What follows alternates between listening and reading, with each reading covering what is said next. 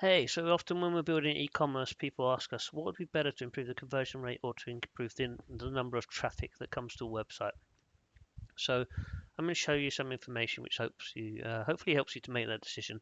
But first of all, people do often bring it to extremes. Like if I get 0 people to my website, then it doesn't matter what my conversion rate is because nobody comes.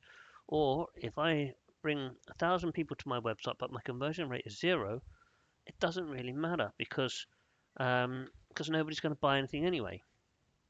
Well, let's not be so extreme like that because you will always have someone come to your site and there will always be someone that purchases, unless you've got a problem with the website and it's broken of some sort. But let's have a look at conversion rates. The size of the bubble is the sessions. So this one's had like 10,000 and this one like 1,000 or something like that. Then up the side we have conversion rate, so better conversion rate at the top. And this is the page load speed. So as you can see, not really much of a difference between 10 seconds and 6 seconds page load time. The conversion rate doesn't improve that much. And we won't worry about sessions too much. But I guess what I'm saying is a slow website is a slow website and you won't improve conversions too much. But as you can see, if you go from 6 seconds to 4 seconds, it kind of like increases significantly. You would notice a difference in that. And then if you go from 4 seconds to 2 seconds, it increases hugely, and in 1 second again, even more. So the point is, the website speed matters. I'm sure all of us have been on a website, it loads super slowly, and we just go back to Google and we go somewhere else. Or we've been on a website and we get through to the cart bit and we just give up because it's just grinding to a halt. So website speed is very, very important. Conversion rates. So next thing people always ask me is, what is a good conversion rate? And I know when people come to see me, they think that they're going to sell 50% of people that come will buy something. And I hate to disappoint you, but it's a lot lower than that. So here's like an example of total session. This is a sales funnel, right? So total sessions, 100%, all of the people that came to the site. Out of those, the ones that viewed a product page, 43%. This is on e-commerce, obviously. And out of that 43%, 14% added something to the cart, and 3% went through with the purchase. So as you can see, a lot of people add to the cart and don't end up purchasing, which surprises people a lot as well. And I know you're thinking 3%, that seems low. It's not.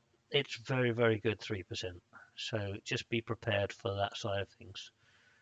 Just to show you the industry standards, 3.79% for arts and crafts is leading, and this is averages. There are websites that have got better conversion rates than this, but if you're thinking that you're going to get a 10% conversion rate, you're aiming stupidly high, to be honest with you. It just doesn't happen.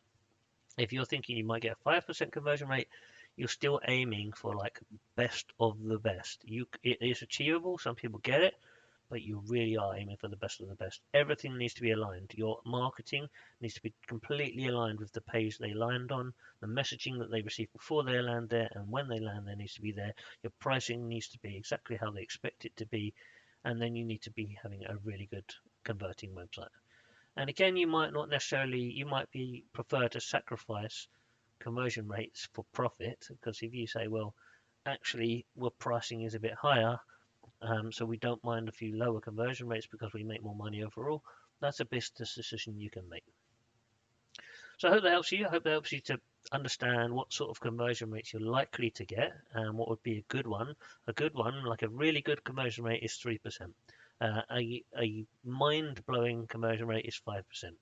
If you're thinking of 7 or 8%, it's just so unlikely. This is not something we see that happens. So yeah, if you're on 1.5%, this is like a bang average conversion rate. This is not a bad conversion rate, it's just an average conversion rate. If you go below 1.5%, 100% you need to be looking at it. If you're on 1.5%, you should still be looking at it and try and get it to 3% if you can. Sometimes it's something to do with the website. Is the website broken? Can they not make a payment? Then it would be quite close to zero, I'd imagine. Is it broken in a certain browser? Doesn't it work on mobiles? There are lots of things you might consider, but there are things that are not website related that would be causing it to. Does the messaging resonate with your customer? Are you bringing the right sort of traffic to your website, or are you bringing a load of 16-year-olds to look at your commercial electric equipment and they actually can't buy it?